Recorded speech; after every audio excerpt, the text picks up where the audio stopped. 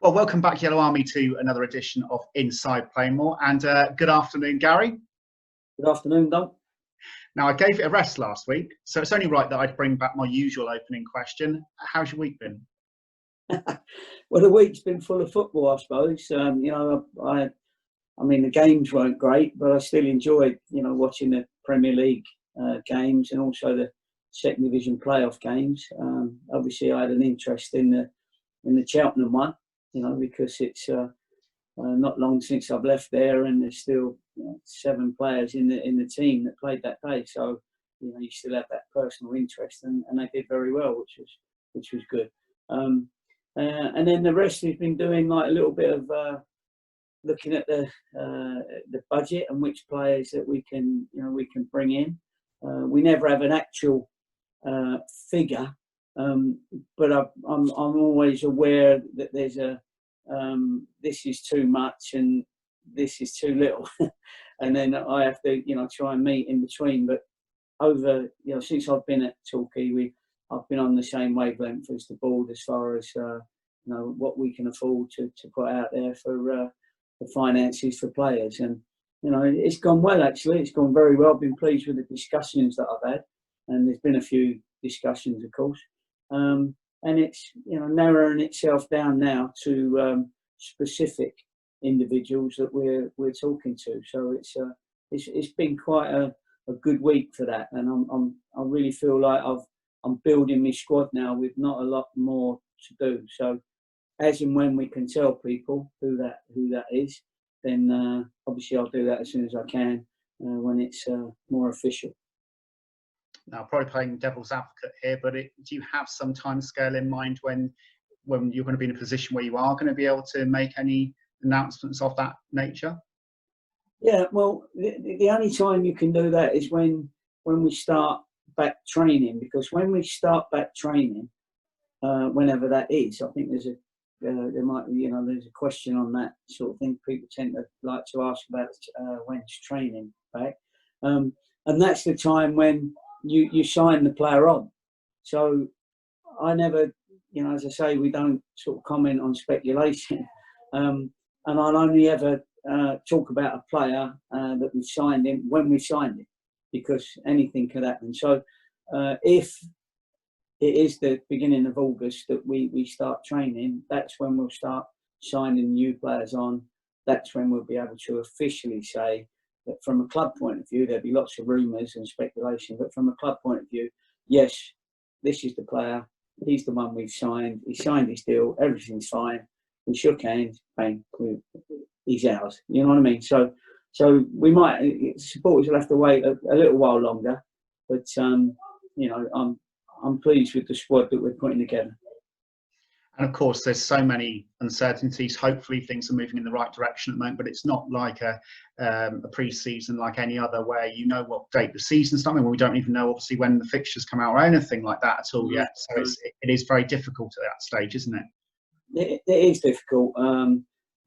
Once we know for sure what the starting date, and it's official, i.e., whether it's the middle of September or not, that's what we think. Then we can't really plan until we know the official start date, the first game, and then we can, as we've always said, work backwards from there. But there'll be enough time. There'll be enough time to prepare for the season, and there'll be enough time, with a little bit of tweaking from the leagues and the games, etc. However they do that, you might have to have a few more midweek games, that sort of thing. Maybe cut out the local games, the local cups. I don't know. They'll let us know, but I'm sure we'll get them in before the end of May as well. So hopefully we'd have all caught up if it's safe, by the end of May next season or next year, and then we're at least we've got over this horrible pandemic that we've had. I don't want to get too far ahead of ourselves, like you just touched upon there, Gary, but it does show how far we've come that we are actually even to talk about provisional dates, because there's been a lot of times where we've been having these chats where we've actually had no inkling at all. So it does show that there is hope on the horizon, and that we are slowly moving in that right direction, isn't it? Yeah, absolutely. I mean, now that some of the lockdown rules have been relaxed, so that was the start of it. Suddenly, the German league started, the Premier League started. They're agreeing to all the playoffs. So trying to make it as normal as possible. Even though we've had a really tough time in the last sort of 10 weeks or so. So it certainly is getting more and more closer, and that hope turns into sort of a reality as we get a little bit nearer, and there's no shenanigans as far as there's not an upsurge in the virus, for instance. And it seems to be getting sort of safer and safer. Now we're still maintaining, the league, the clubs, the first division, second division, and the conference clubs. We know that we've got to come back with crowds. So that's whenever that is. We don't want to that group of teams, first division down to the national conference, must have crowds to watch their games, because otherwise it wouldn't be financially viable. So we're keeping our fingers crossed, but that's the case come middle of September. Yeah, well, like you've said, I mean, what a week it's been. Well, over the past few 10 weeks or so that we've been putting this show together, we've talked at some length about the finalisation of the National League table and also the return of Premier League football. And then lo and behold, both happen on just a couple of days ago. So first things first, Gary, what is your reaction to the National League's final resolution? Is it one of relief that the matter has now been put to bed and we can begin to move on? Yeah, I think so. That was important that they sort of took a stand. Maybe they could have took a stand earlier, but to be fair to them, they were asking for other people's opinions. But unfortunately, like all the leagues, first division, they had many arguments, if you like, as to whether the league should be played, should not be played. In the end, I think they've at least decided to do the same with each league. So they've decided to have promotion and relegation and playoffs. And I think in the end, that was the right thing to do, because that's where we were left when the pandemic started. So and they've done it on a points per game situation. Obviously, everybody would have rather play the games, but I suppose the only other scenario would have been null and void. And then, Reedy's goals would have been, cleared from his CV, and other lads' goals. And, I suppose he didn't really want the season to look like it was an absolute waste of time. Of course, it's upset a few teams. We were lucky enough that we wasn't in any danger, sort of thing, even with PPG. In fact, I think we've gone up a place or two. But and who knows what might have happened in the last 9 games? 27 points to play for, sort of thing. So, but they've done what they've done. So it's good that they've made that decision.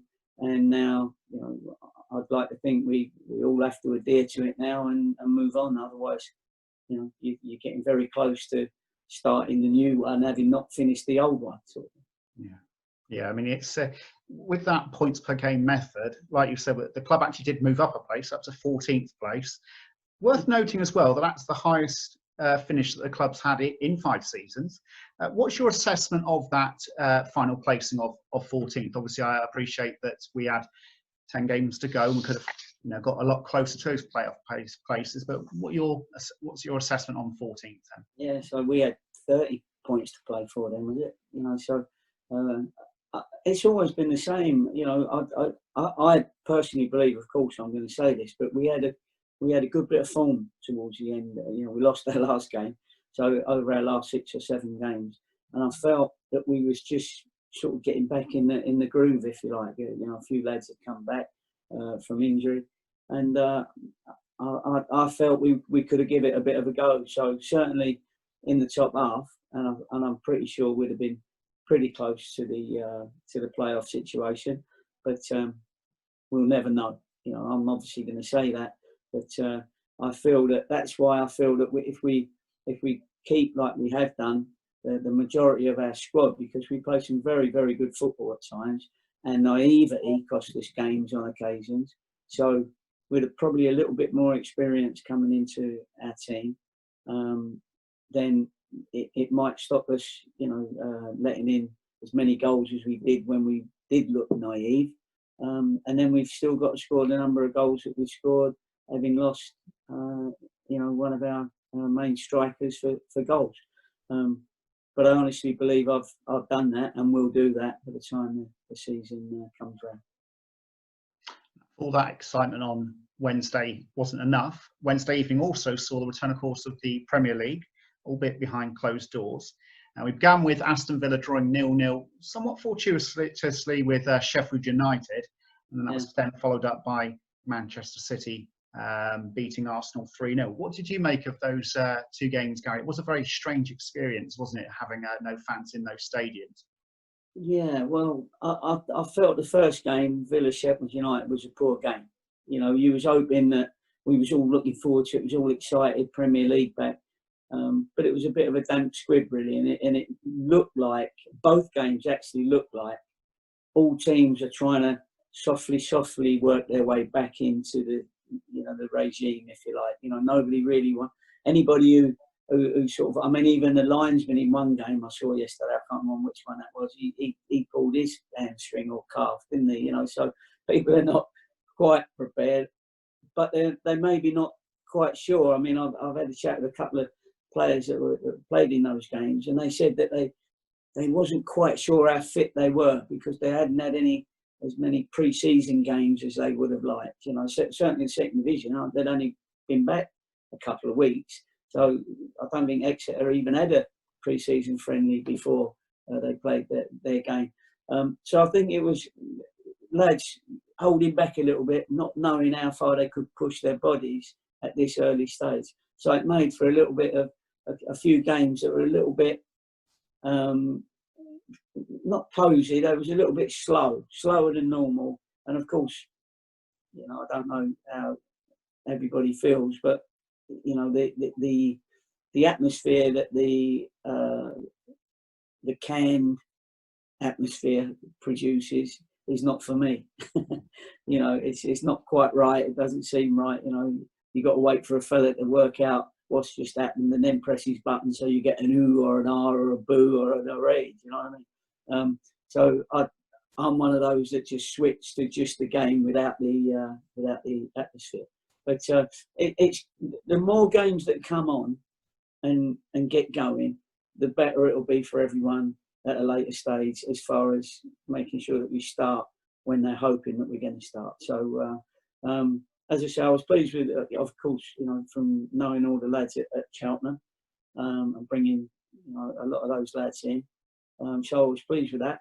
And what was it? And to be fair, the team, I'm not an Arsenal supporter, but I was really, really disappointed thinking how poor Arsenal played. They didn't seem to play with any energy or passion or a will to win, if you like. It was all seemed like they didn't want to be there to me. And if any of the playoff teams are watching, they've got to realise that they've got to do a lot and they've got to give it a go, because the prize is a big prize. Whether it's the Championship, we've got 9 games to go, or the Premiership, we've got so many games to go. The playoffs, you've got to give it a go. You've got to make your body, work as hard as it can, because the prize is fantastic to get promoted, of course, for every club. But I just felt that Arsenal let themselves down and let their supporters down, and on the day. Yeah, because like we've you just said then, is that of course with last night the League Two playoffs taking place, the first legs, I believe the second legs are on Monday next week. 2-year-old sides faced up against each other in Northampton and Cheltenham. The Cheltenham squad, particularly well, of course, and they showed up well, didn't they? Yeah, they did. I mean, it was a squad that we put together early a couple of seasons ago, and they were sort of shaping up. I mean, obviously we had a change of chairman at Cheltenham, and obviously they wanted to make sort of changes at that point. We was only 4 games into the season, but you keep an eye on them because you brought those lads in to get a promotion. Had we because obviously the season before that, before that, it was 2 seasons before that, we got a promotion back into the league straight away from a relegation that they'd had the year previous. So it was a brand new team, and it worked well. And you know, we've been nice to get some of them that we got there to us, but you know, obviously they've gone on now, and it looks like they're favourites now to get into the first division. Yeah, it does illustrate all those games how much of a part of football the fans really are. It is great to have some football on TV again, and hopefully we're getting closer to our own resumption. Now, this week we've also been asking the Yellow Army for your own questions for the Gaffer. It's always great to hear from you, so feel free to get in touch with us. Feel free to send us any of your emails or any of your videos. A number of you have got in touch with us this week. Got some questions here. Zach Winter's the first one. He says, who is the most exciting player that you have managed? He says you can't mention Lee Trundle at Bristol City. Did he say why? He doesn't say why. No, it's but he was quite a character, Lee, wasn't he? No, he was. Yeah, he was a great player as well. You know, but if the question man doesn't want us to discuss him, then fine. But if you'd have asked me for my best 10, he probably would have been in it, because he was a good player, Lee. I think because I've had so many good players over here, strikers, you know, and many of sort of I've worked with that I could mention. But the one that probably started off my career over here was Marian Pahas, who was our, you know, Latvian striker. They wanted an English coach to come over to Latvia to say to work to try and get Latvian players into England. Marian Pahas for me was the only real one that I thought could cope in our Premiership.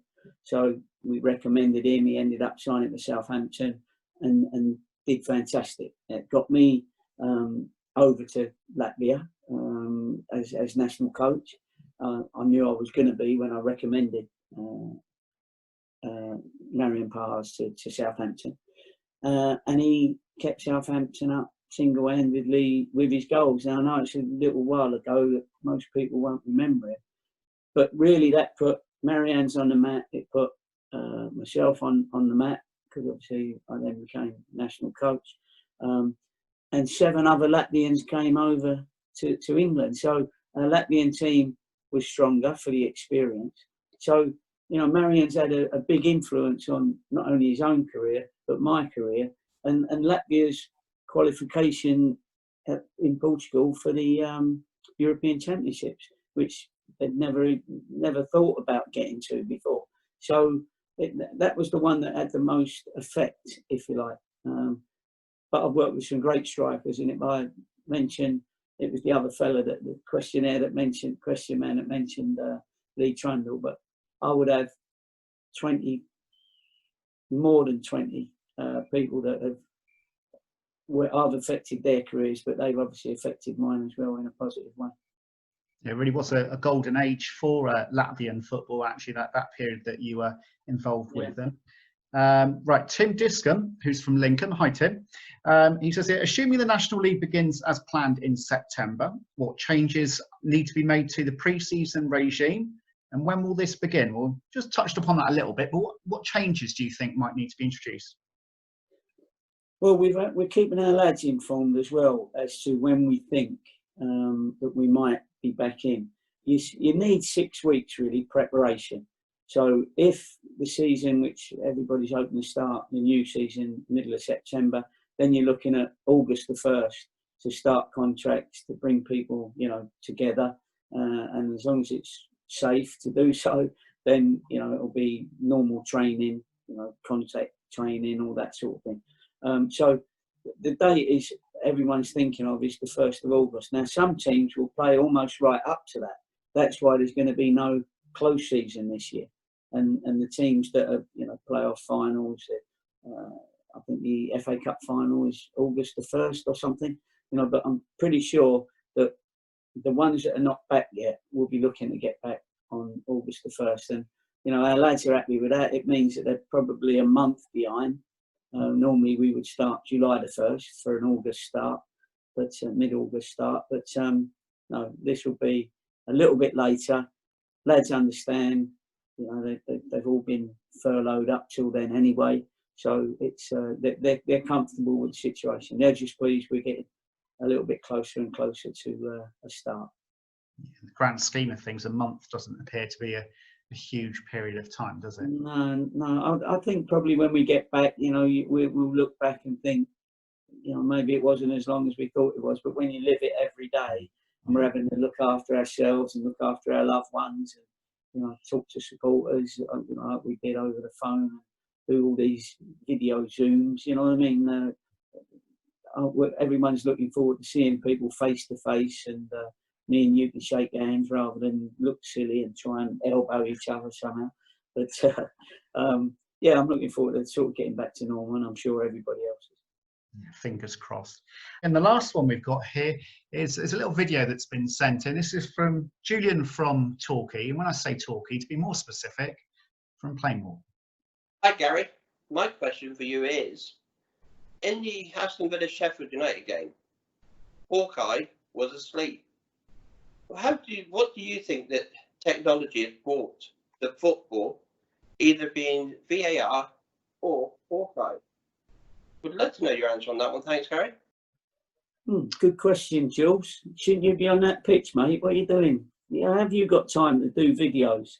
Anyway, it gives me an opportunity to say well done, personally, because, you know, I've seen pictures. I know how hard you worked last year and the year before with all the, you know, the rain that we had and everything, and the problems with the drainage and everything. You know, he worked all hours God sends and his staff.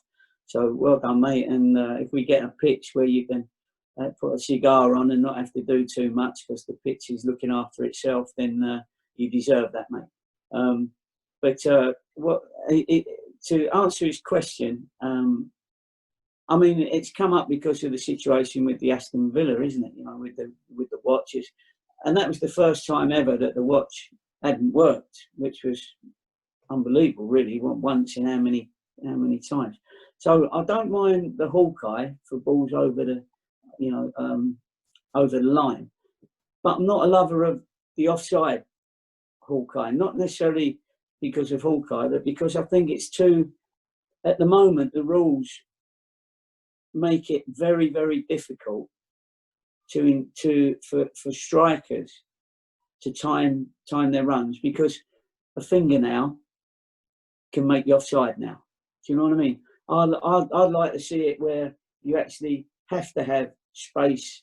You know, if the striker and the defender along the line, the linesman, if they've got anything that's like crossing each other, then I think it should be onside, right?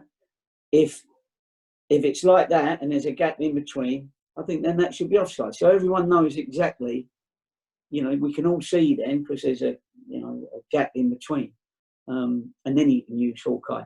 But I think it's terrible when somebody makes a great run, his heel is just in front, or his toe or something. He goes through, he scores a great goal, everybody celebrates, and the goal's disallowed for offside. I'm not sure that should be offside. You know, I don't think that's in the spirit of the offside rule. So I think that needs to open up for fans' enjoyment, really. I think there's too many goals being crossed off, not just because of Hawkeye, but because the rules are a bit too pedantic. You know, we need to make it easier for Hawkeye and the linesmen and the referees. I mean, some clubs, Don, some clubs are actually, you know, they coach players to stand offside. You know, when you're talking about first phase, second phase, you know, defenders they say the first phase is somebody standing offside. You know, he's not offside, but he's not interfering. But actually, he is, because the defenders have to know where he is. Because if the ball gets slid through to the wide man who's not offside, and then the wide man pulls it back to that centre forward who nobody's near, and he scores, it's a goal. So it's you know, it gives it it needs to be tidied up, I think. The offside law. I think many people will agree with you on that one. And of course, the other thing is because of the technology, the referee didn't feel that he was well placed to actually override it and say, well, actually, no, I did think that ball did cross the line. Whereas obviously at our level, I remember up at Barrow, we had Carl Cameron scored a goal that was a little bit dubious to start with, and thankfully did go in our favour. But there, at least the officials were able to have a chat and make a decision themselves. Whereas referees always can be very reluctant to override Hawkeye, isn't he? Oh, I don't think he had a choice. There was no way that he could have overridden that. Had he been wrong with that, then there'd have been much more of a furore, you know, if he'd have. I mean, I heard him discussing it this morning on the TV that Aston Villa lads knew it was in. You know, everyone knew it was in, but obviously, other than the referee's watch. And I've had a couple of situations where I think I was the first one to do it, where we were playing a Yeovil game, and the ball got, you'll be able to show this if you find it somewhere, but the ball got played back. One of their players was injured. The ball got thrown, Plymouth it was, 3-3 it ended up. And the ball got thrown to my son who was playing, and he went to kick it to the goalkeeper who was in the middle of his goal from the halfway line. And the goalkeeper thought he'd kick it off for a goal kick and he'd be clever and stop it playing out for a goal kick, you know, rather than into his hands. So he ran out the goal when my son smashed it in the goal. The referee gives a goal. Now, what do? And you'll see from pictures, if people get it, that the goal counted because you couldn't change it, but I gave them a goal. And I allowed Plymouth to walk through and score to make it 1-1, which my goalkeeper had the raging ump with. And he nearly, even then, he nearly dived on it. We had to go, oi, what are you doing? Do you know what I mean? So, and then I did the same in a Birmingham game. People said I didn't get the timing right, but you know, I realised something wasn't quite right, and so I've done it twice. I might be in the Premiership if I'm giving these goals away to people. And then I had one with Neil Walnut, God bless him, with Crystal Palace when I was at Bristol City, and the ball went into the goal, but it hit the bottom extension and came out. And he said, Gary, you know that's a goal. And I went, all I'm hearing from the fourth official is that there was an infringement. So he's going, well, give me a goal. You're giving all the other people a goal. And I said, I can't, Neil, this is a different situation. And at the moment, he was foaming at the mouth. And this was against Crystal Palace in quite a big game, actually. At Crystal Palace? Yeah, I think so, in the league. So I've had 3 situations where, you know, I've given 2 back to teams, and then I've not given 1 to another team. So it's maybe they should have done that because they all knew it was in. Yeah, it does open up a whole can of worms, doesn't it? But it's well, I think that rounds things up for another week. Thank you, of course, Gary, for joining us again, and thank you to all the supporters that have actually contributed today by sending us in your questions. Please do continue to keep them coming in. I know that Gary's always very keen to answer as many as possible. In the meantime, we will leave as we always do by saying take care, keep safe, and we will speak to you all again very, very soon. Well done, Don. See you soon, everybody.